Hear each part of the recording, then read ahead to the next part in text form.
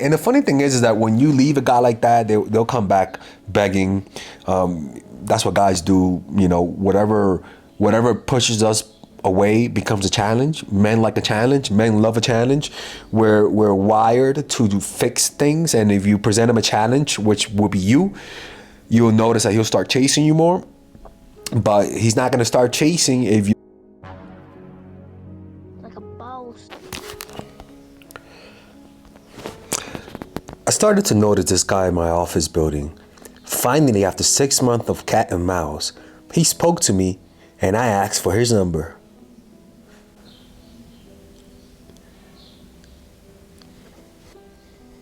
All right. We went on a great date for the same that same day. Why did you ask for his number? You know?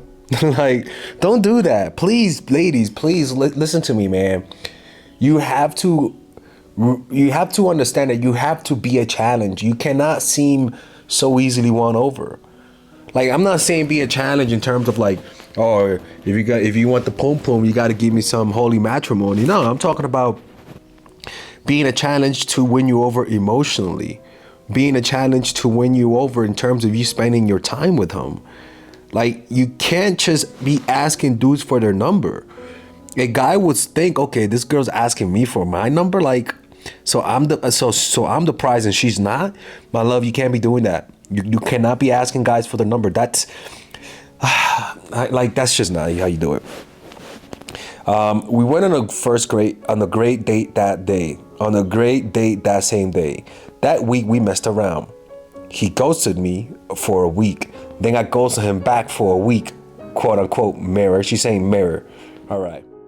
Do what your enemies do, following their actions as best you can, and they cannot see what you are up to. They are blinded by your mirror. Their strategy for dealing with you depends on your reacting to them in a way characteristic of you. Neutralize it by playing a game of mimicry with them. The tactic has a mocking, even infuriating effect. Most of us remember the childhood experience of someone teasing us by repeating our words exactly. After a while, usually not long, we wanted to punch them in the face. Working more subtly as an adult, you can still unsettle your opponents this way. Shielding your own strategy with the mirror, you lay invisible traps or push your opponents into the trap they planned for you. We met up after work, messed around, and he said he loved me. So it's been 2 weeks already, and now he loves you. It's getting toxic right now. Then what did you say? Like, what was your response to that? I hope you, if a guy tells you he loves you, you gotta say, hey, hey, Bob the lover, right? Like, calm down. Like, you know, I like you. You're a great guy, but you know, this is a little bit too fast for me. You want to set the pace of the relationship from the start, because it actually benefits you to set that type of pace. You know, and these are things I'm going to talk about in my upcoming seminar in the United States. It's about how to develop your femininity. If you guys want to attend those seminars, and these are the dates right here, you guys can check it out, and I'll see you guys in those seminars. You can pre-order your tickets right now. I texted him that it was my last day with the company. He texted me the next week asking about my new job, and she said then he ghosted me for that weekend. I blocked him. 3 weeks later, he came out for break 2 days in a row to see me arrive at work. I texted him that it was my last day at the company. So you blocked him and then you unblocked him to let him know that? My love, listen to me, man. Look, okay, you have to apply the strategies that I teach right now. You're forgiving him for the bullshit that he has done a little bit too easily. You know, like he texts you the next week asking about your job, and then he wanted to see me. I told him again that I didn't like what he did to me. Good for you. He told me he was going through issues. His mom has cancer. God, now he's fighting child custody. Look, ladies and gentlemen, I don't care if your grandma just fell from the stairs while choking on a pork chop. give a fuck. You could at least let me know what happened. I don't care about Granny. Let me know what happened to Granny. Don't bring that up as your strategy. I'm bringing up your tragic. What do you want me to say now? Oh, my mom's cancer. That's why I couldn't text you. Why would you do that? Honestly, I find that to be, when people use their misery, when people use the problems that they have in their lives as a way to justify their bullshit, as a way to justify ignoring you, like just disrespectful behavior. I don't like that. That is manipulative. That is fucked up. That's like your parents telling you, like let's just say your parents are abusive towards you, and then you leave them because they're abusive, and then they text you, "Hey, I have cancer. My cancer is coming back after they just mistreated you." Like, I'm like, look, I don't give a fuck. Like, you're not gonna say I don't give a fuck, but it's such a low blow. It's such a low blow to use like the things that happen tragically in your life as an excuse for you to continue to mistreat people. I hate when people do that kind of stuff. I hate this for you. You must beware of such people. They are often among the most adept players at power. They utilize strategies that cleverly disguise the nature of the manipulation involved. These types, for example, will often display their weakness and lack of power as a kind of moral virtue. But true powerlessness, without any motive of self-interest, would not publicize its weakness to gain sympathy or respect. Making a show of one's weakness is actually a very effective strategy, subtle and deceptive, in the game of power. His mom got cancer. Well, if his mom got cancer, I feel sorry for mom. I'm not here to say don't have sympathy. But not when somebody's is completely being disrespectful with your time, with your emotions, and sending you mixed signals. It's not right. He is fighting his child custody. He works 80 hours a week, and that I made him feel like shit. So now he's attacking you. You should have following your strategy. No, and I made him feel like shit. And then she quotes, and she says, following my strategies. Okay, don't blame me now. I was taking hours to respond. He said, you see, you're doing everything but the part to leave. You see, like, this is the issue, is that everyone, and I'm not mad at you, I'm just saying, everyone wants to do the easy part. But nobody wants to really do the hard part. And that's sometimes you just have to leave them and not come back. And then he told you he loved you, and you didn't tell him slow the hell down, slow down. You didn't do that. You should have told him that. The trick in forcing time is to upset the timing of others, to make them hurry, to make them wait, to make them abandon their own pace, to distort their perception of time. By upsetting the timing of your opponent while you stay patient, you open up time for yourself, which is half the game. Making people wait is a powerful way of forcing time, as long as they do not figure out what you are up to. You control the clock. They linger in limbo and rapidly come unglued, opening up opportunities for you to strike. You're applying the easy strategies. You're not applying the real stuff.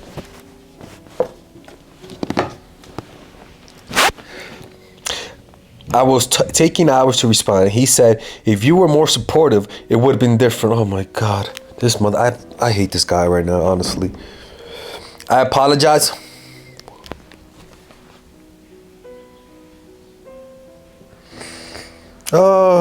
Let's go to a commercial break, people. Let's talk about to avoid getting in this situation. Check out the bundle that I'm selling for my courses, because this is unacceptable. All right, ladies and gentlemen, if you guys haven't purchased any of my courses, we have a special bundle deal for everyone. So that you can purchase all of my courses, meaning you could purchase the psychological game of attraction, natural chemistry, and nice girl, along with all of the bonuses. Originally, if you purchase everything without the bundle, it'll be around $500, to be honest with you.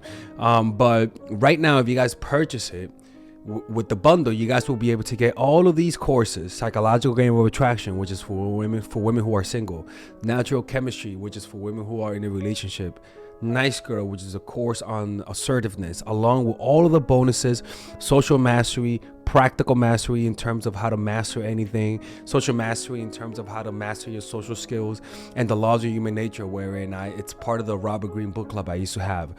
All of these, naturally, like I said, it's $500. Now you can get it at $394, which is essentially 20% off everything.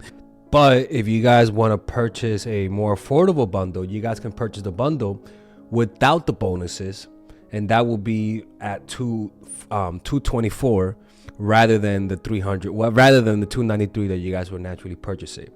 So you can purchase it with the bundle or without the bundle. You can purchase it with the bonuses or without the bonuses. It's all of the work that I put in the last 4 years, in the last 5 years actually, all of the research that I've done. And this course, rather than watching all of my videos, and because they could be random and you could sort of like lose the big picture because there's just so many videos, you guys get all of the content condensed in a course. Trust me, people, if you guys purchase this, you won't regret it. If you haven't purchased it, hopefully this will push you towards it, because it's something that I believe in, and everyone who's purchased my course have been satisfied with it. And if they didn't like it, I always give their money back. I have never rejected a refund. All right, so purchase it right now. Click on the description down below where it says purchase the bundle, and I'll see you guys inside. This is unacceptable. I say that with as much love because I'm a tough lover, people. I don't know if you guys noticed this. All right. I am not ay bendito.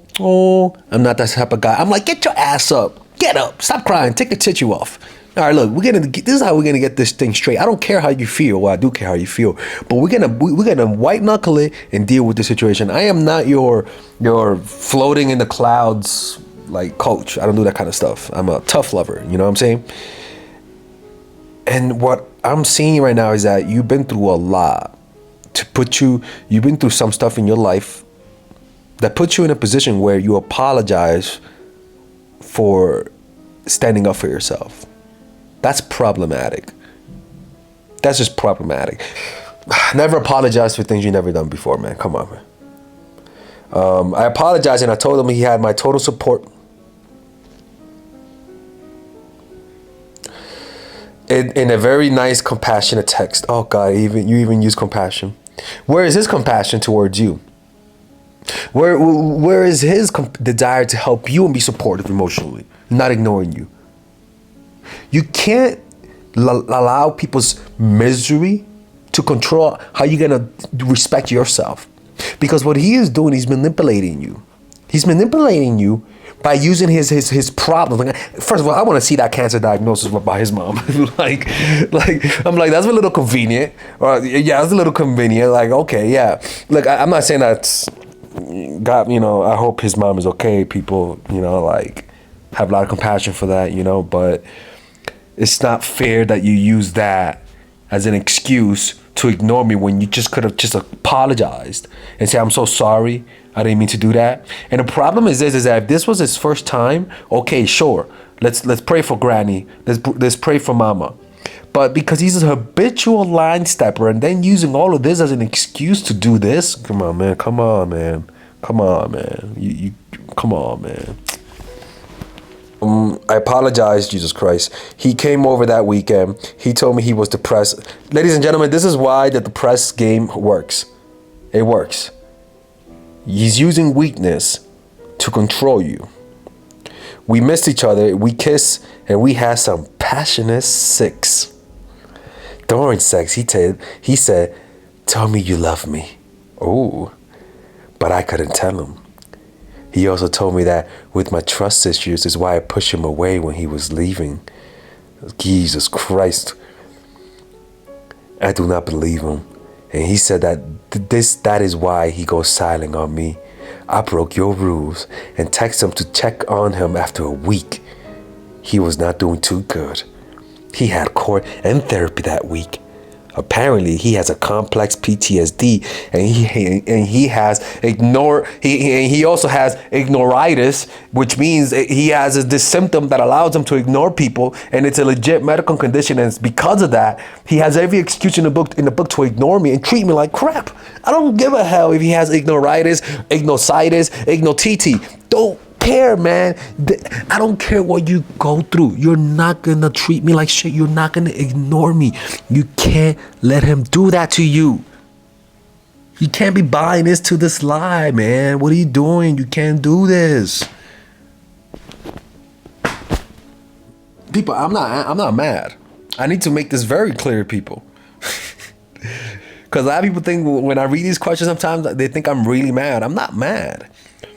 It's just that I want to help you guys. And when I see you guys making these mistakes, and my mind is blown, I'm like, okay, where did I go wrong as a coach?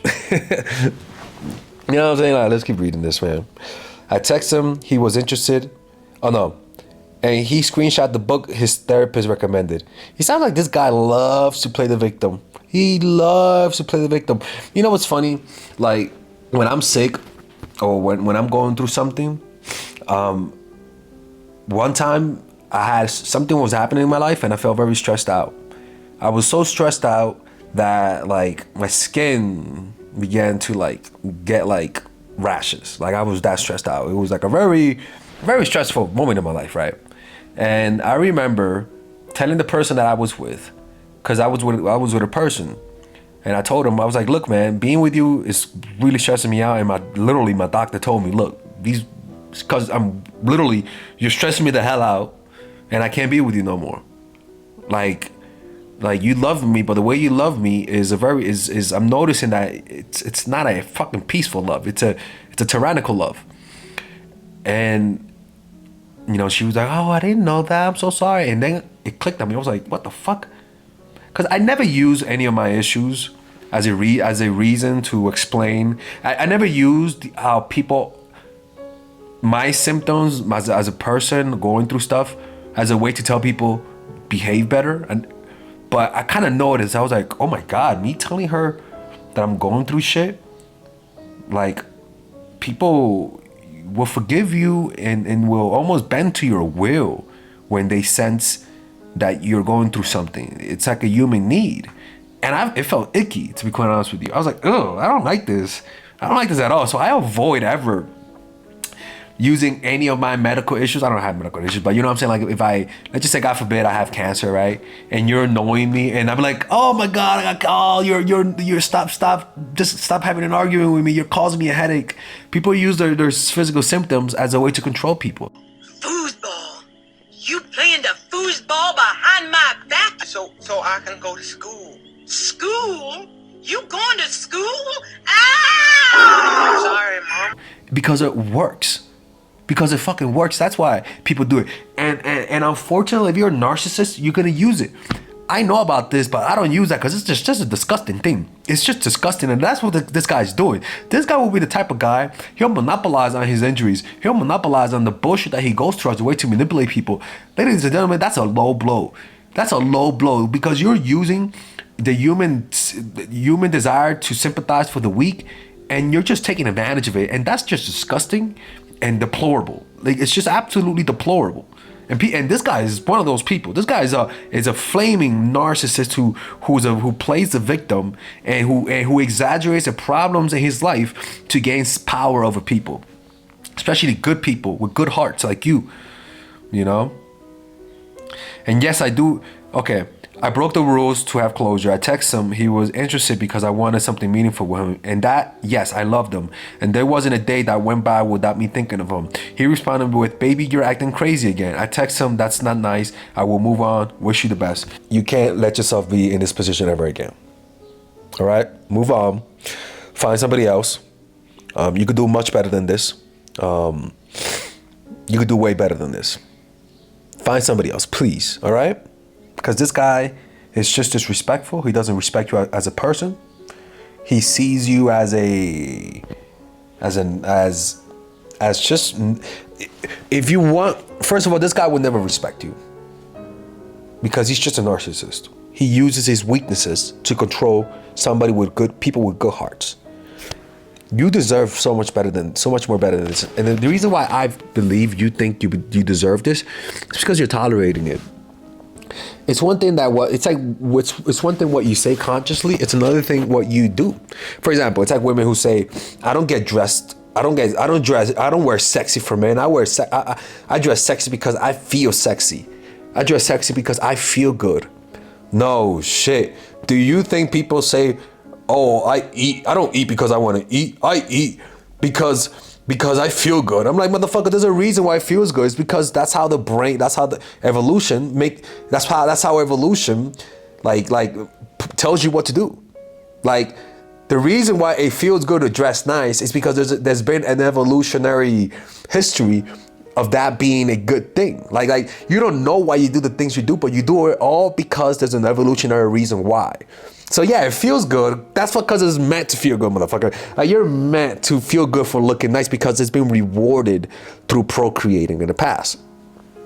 And a lot of people say, oh, I deserve better. But then when you look at your decisions, you notice that you're making decisions where you're being treated like shit. At the end of the day, that's what you believe you deserve.